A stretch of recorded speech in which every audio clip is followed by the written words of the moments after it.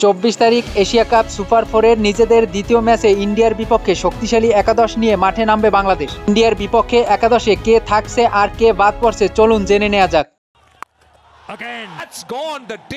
Bangladesh super 4-এর প্রথম ম্যাচে শ্রীলঙ্কার বিপক্ষে 168 রান তাড়া করে 4 উইকেটের দুর্দান্ত জয়ে বাংলাদেশের মনোবল তুঙ্গে। ভারত একে তো শক্তিশালী, আরও এই টুর্নামেন্টে অপরাজিত দল ভারত। ইন্ডিয়ার বিপক্ষে বাংলাদেশের খেলাটা হবে কঠিন তবে চ্যালেঞ্জিং, তাই বাংলাদেশের শক্তিশালী একাদশ নিয়ে পরিকল্পনা ফিল সিমন্সের। ওপেনিংয়ে থাকছেন গত ম্যাচে শ্রীলঙ্কার বিপক্ষে 45 বলে 61 রান করা সাইফ হাসান। তার সাথে ওপেনিংয়ে আরও থাকবেন হার্ড হিটার তানজিদ তামিম।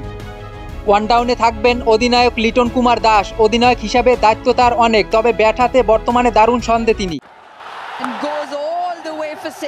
4 নম্বরে খেলবেন গত ম্যাচে শ্রীলঙ্কার বিপক্ষে বিধ্বংসী ইনিংস খেলা আত্মবিশ্বাসী তাহিদ হৃদয়। 5 নম্বরে খেলবেন বাংলার ডিভিলিয়ার্স খ্যাত শামীম হোসেন পাটোয়ারি।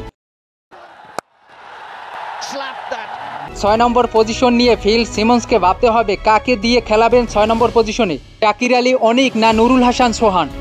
জাকির আলী অনিক এই টুর্নামেন্টে তেমন জ্বলে উঠতে পারেনি। একইভাবে নুরুল হাসান সোহান এই টুর্নামেন্টে একটি ম্যাচ খেলে দুর্দান্ত ফিল্ডিংয়ে একটি রান আউট সহ 6 বলে অপরাজিত 12 রান করেন। 7 নম্বরে থাকবেন off spin allrounder Sheikh Mahedi Hasan অথবা leg spin Rishad Hossain. Spin ডিপার্টমেন্টের দায়িত্ব থাকবেন তিনি, তার সাথে থাকবেন নাসুম আহমেদ। পেস আক্রমণে ফিল সিমন্স যথারীতি 3 জন পেসার নিয়েই সাজাবেন একাদশ। দুর্দান্ত ফর্মে থাকা কাটার মোস্তাফিজুর রহমান ও তাসকিন আহমেদ থাকছেন একাদশে। তবে তৃতীয় বোলার হিসেবে আসতে পারে পরিবর্তন। শরীফুল ইসলাম 2টি ম্যাচ খেলে তেমন কোনো আহামরি পারফরমেন্স করতে পারেননি।